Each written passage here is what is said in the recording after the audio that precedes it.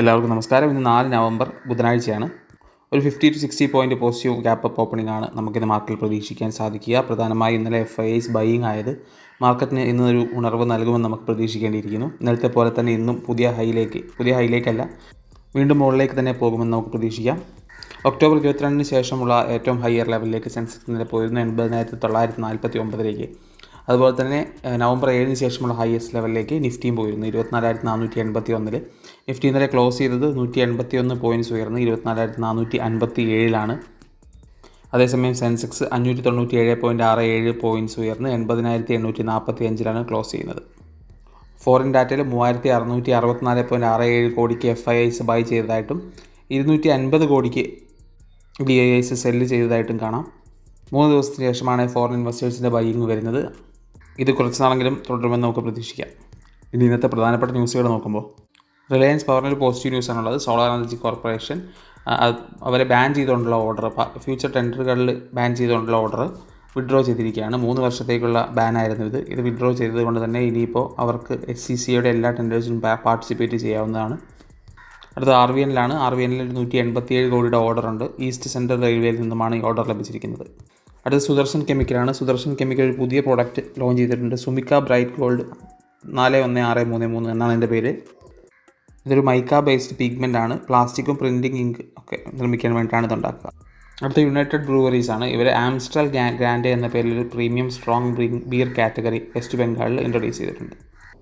അടുത്ത കെയ്ൻസ് ടെക്നോളജിയാണ്. ഇവർ 54% സ്റ്റേക്ക് Australia based സെൻസോണിക് എന്ന കമ്പനിയിൽ അക്വയർ ചെയ്തിട്ടുണ്ട്. റെയിൽവേ ഇൻഫ്രാസ്ട്രക്ചർ മോണിറ്റർ ചെയ്യാനുള്ള ഡിസ്ട്രിബ്യൂട്ടഡ് അക്യൂസ്റ്റിക് സെൻസിങ് സൊല്യൂഷനാണ് കെയ്ൻസ് ടെക്നോളജി അക്വയർ ചെയ്ത ഈ കമ്പനി പ്രൊവൈഡ് ചെയ്യുന്നത്. അടുത്തത് ഇന്ന് അല്ലെങ്കിൽ റെക്കോർഡ് ഇൻട്രീം ഡിവിഡൻഡ് ഡേറ്റുള്ള കമ്പനിയാണ് കാൻഫിൻ ഹോംസ്. IPO ഓഫറിങ് നോക്കുമ്പോൾ സുരക്ഷ ഡയഗ്നോസ്റ്റിക് ഫൈനൽ ഡേയിൽ 1.27 ടൈംസ് മാത്രം സബ്സ്ക്രൈബ് ചെയ്യപ്പെട്ടുള്ളൂ എന്ന് കാണാം. വലിയൊരു ലിസ്റ്റിംഗ് ഗെയിൻ നമ്മൾ ഈ കമ്പനിയിൽ പ്രതീക്ഷിക്കേണ്ടതായിട്ടില്ല. ഇന്ത്യൻ റുപ്പി റെക്കോർഡ് ഫോൾ ആണെന്ന് കാഴ്ചവെച്ചുകൊണ്ടിരുന്നത് ട്രംപിൻ്റെ കമൻറ്റിനെ തുടർന്ന്. പക്ഷേ ട്യൂസ്ഡേ ഫ്ലാറ്റ് ആയിരുന്നു. 84.69 റുപ്പി പെർ ഡോളറായിരുന്നു ഇന്ത്യൻ റുപ്പിയുടെ Tuesday rate. Futures and option data നോക്കുമ്പോൾ നിഫ്റ്റി നവംബർ ഫ്യൂച്ചേഴ്സ് 0.43% ഉയർന്ന് 24,547 പ്രീമിയം 89.85 പോയിൻറ്റ്സുമാണ്. നിഫ്റ്റി നവംബർ ഫ്യൂച്ചേഴ്സിൻ്റെ ഓപ്പൺ ഇൻട്രസ്റ്റ് 1.32% ഡൗൺ ആവുകയുണ്ടായി. നിഫ്റ്റി ഓപ്ഷൻസ് ഡിസംബർ 5 എക്സ്പയറി തന്നെ maximum call open interest 25,000, maximum put open interest 23,500. Foreign buying തിരിച്ചു വന്ന ഈ സാഹചര്യത്തിൽ മാർക്കറ്റിൻ്റെ മൂഡ് നല്ല പോസിറ്റീവ് ആകാനുള്ള സാധ്യത വളരെയധികമുണ്ട്.